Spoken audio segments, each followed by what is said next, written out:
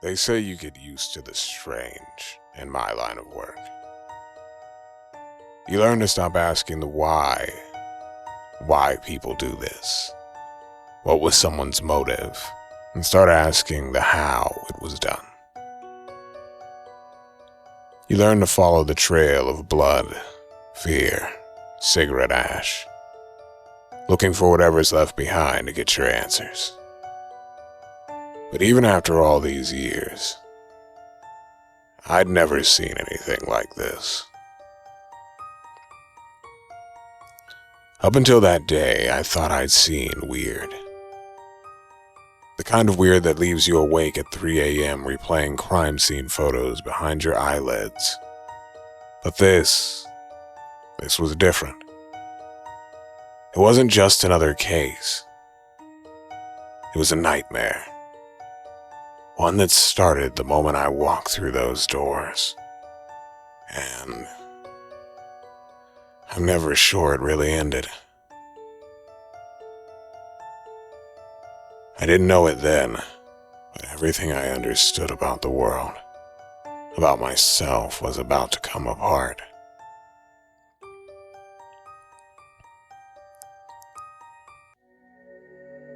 It all started with a break-in at the church on Blackthorn Avenue.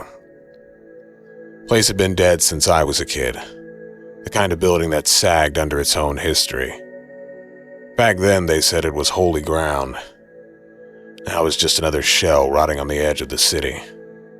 The stained glass long since busted out, pews warped with mold.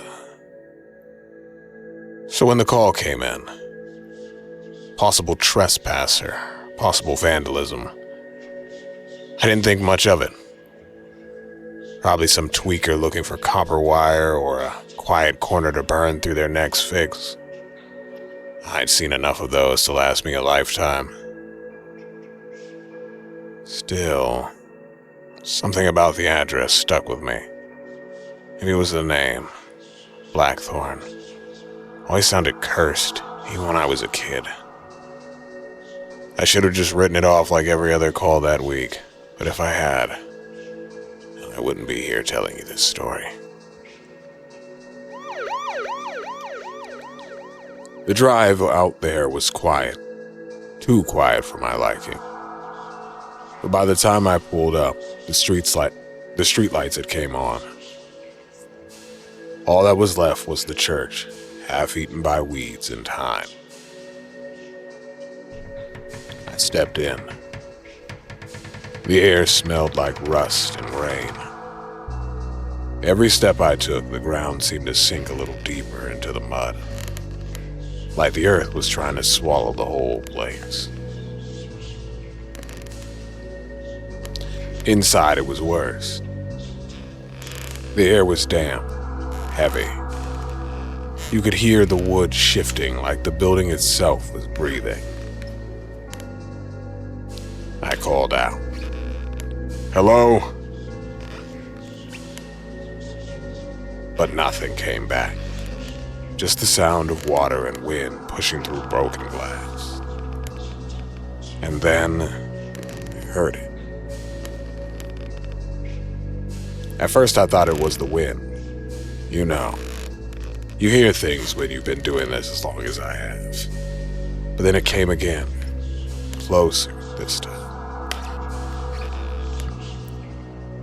I followed the sound through the main hall. The pews were overturned, hymn books soaked and swollen. Every few steps I'd catch that laugh again, bouncing off the walls, coming from nowhere and everywhere at once. And that's when I saw it. A trail of small, wet footprints leading toward the back rooms. Whatever was in the church it wanted me to follow.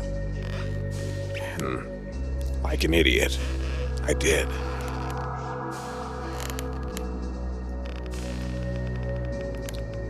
I should have turned around right then. Something in my gut told me this wasn't just a break-in. But logic has a very strange way of losing its voice when curiosity starts whispering. I started calling out, "Hey, Kid, you shouldn't be in here. These floors will give way if you're not careful.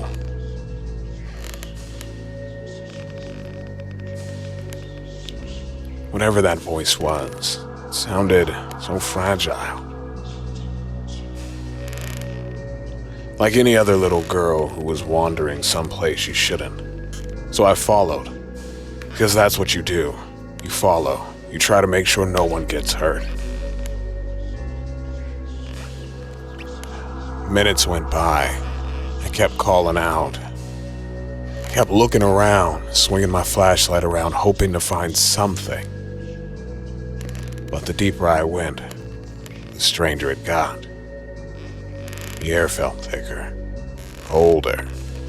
Somehow, my giggle wasn't echoing anymore. It was traveling, moving ahead of me, pulling me in.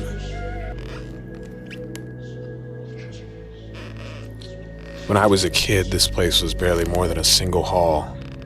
A few other offices out the back, but what I walked through, it just kept going. The corridors twisted, rooms branching off in directions that shouldn't have existed. Every door I passed looked older than the last, and it was as if time itself was folding in on this place. What the hell?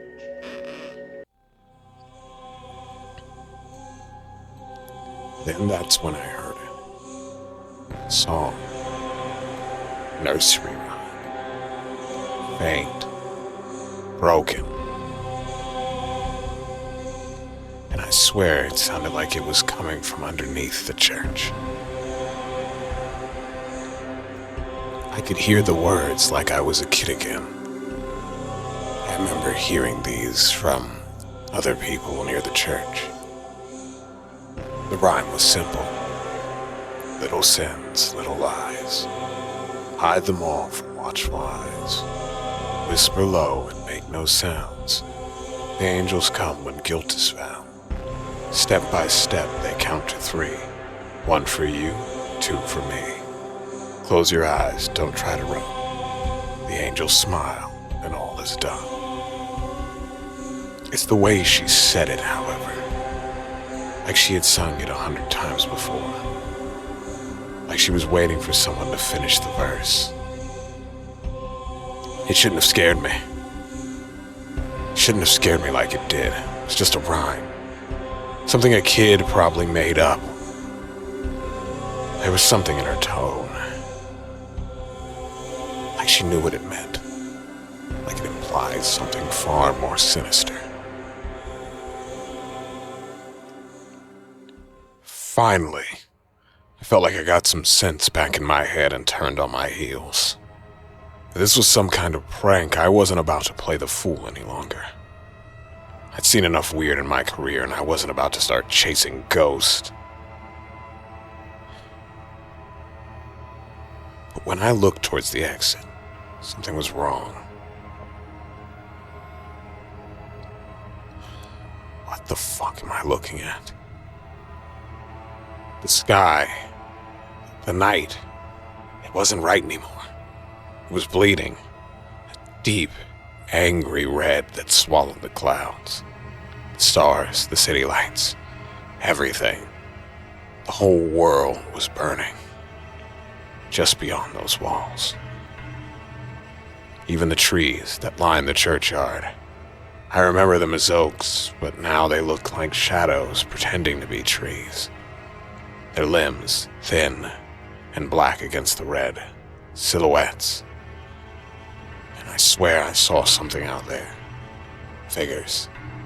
Humanoid, I guess. Moving just beyond my line of sight. Slipping between the trunks like smoke. Every instinct in my body told me to get the hell out of there. But my legs wouldn't move.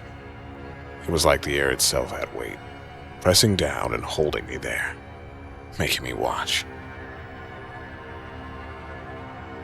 That's when I realized whatever I stepped into wasn't just a bad call. Some doorway. Some hellscape. and someone or something had opened it, and I had walked right in. All I knew was that I needed to get the hell out of here. I didn't care if this was a prank, a dream, or a goddamn haunting. I just wanted out. But the world outside wasn't the world I'd come in from. Once I got outside, everything was wrong. The air shimmered like heat off of asphalt.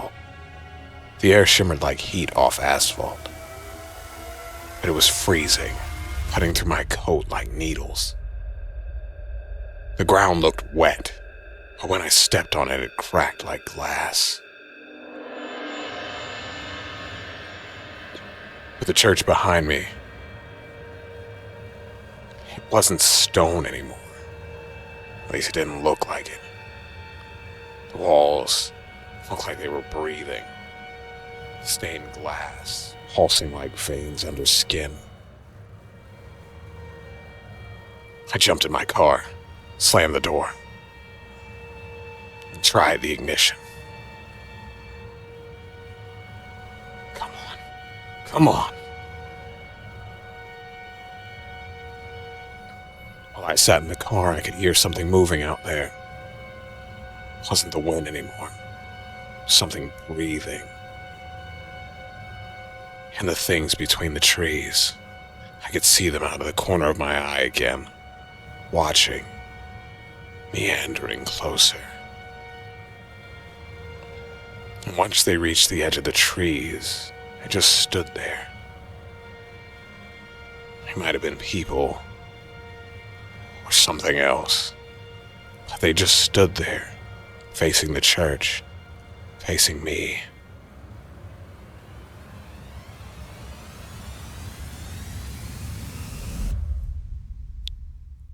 Then as I looked at them, my radio sparked to life, and I could hear that rhyme again. 1 for you and 2 for me. I slapped the radio. I needed to turn it off. I didn't want to hear this. I didn't know what the hell was going on, but I needed to get the hell out of here. I don't know what made the car start. Divine mercy or dumb luck. But I wasn't about to question it. I just drove. Eyes on the road. Pedal down to the floor. The further I got, the worse it looked.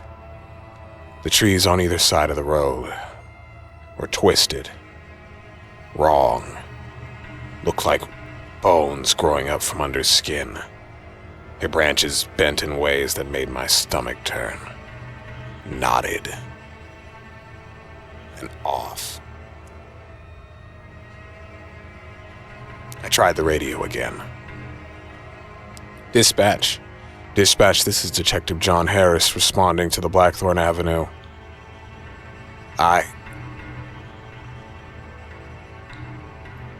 repeat, I've got a possible 1053. I need backup.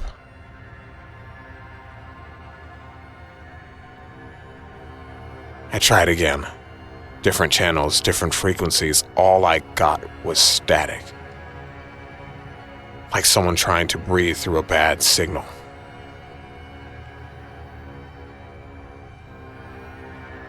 The road ahead started changing. At first, just the pavement shifting color, then the signs. Letters half there, half gone. Streetlights bending in ways they shouldn't. Then I saw it. The city. Familiar buildings cutting through the mist. Lights glimmering like a promise. For a second, I thought I was out. Like this had all been some nightmare. From stress or something. But the closer I got, the more wrong it looked. The lights were too bright, too sharp.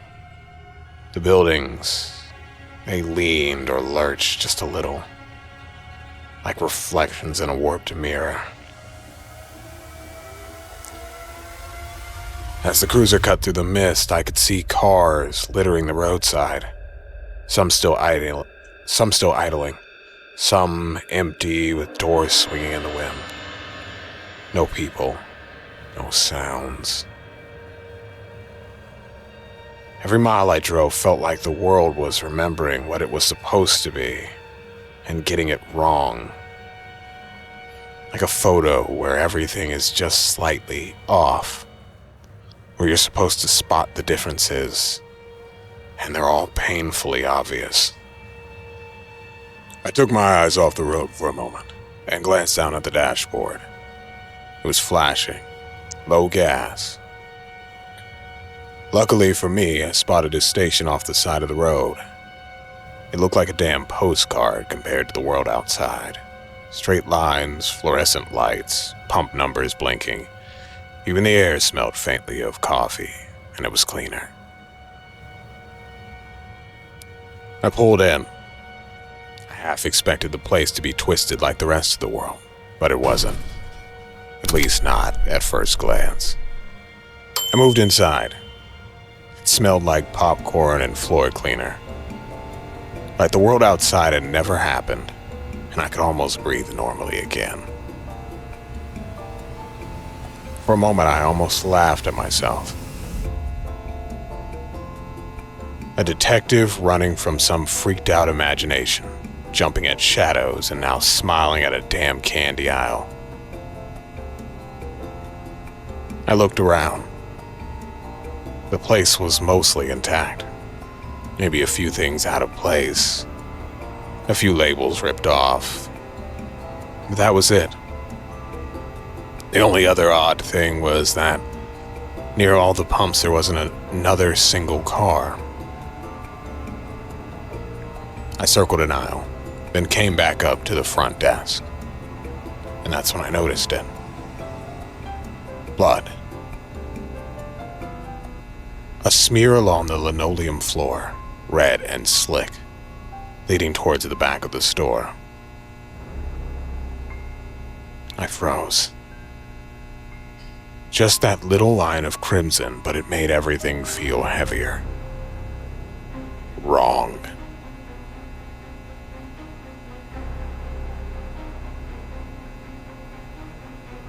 Then faintly at first, I could hear something. Something that sounded like teeth and nails. A wet, ripping sound that echoed through the aisles.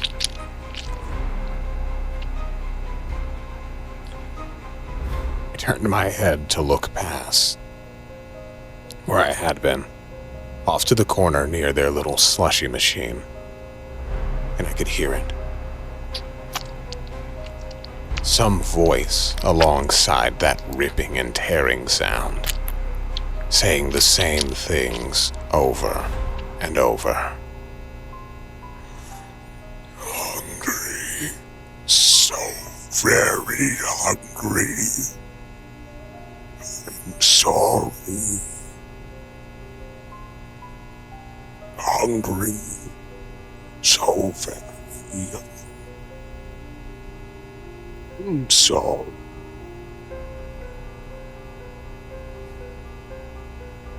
My hand went to my gun. My pulse slammed in my ears. I wasn't alone. Not really. And whatever it was, I'm not sure I wanted to see it. But I didn't have a choice. What's I gonna do, just leave? The gnashing grows louder.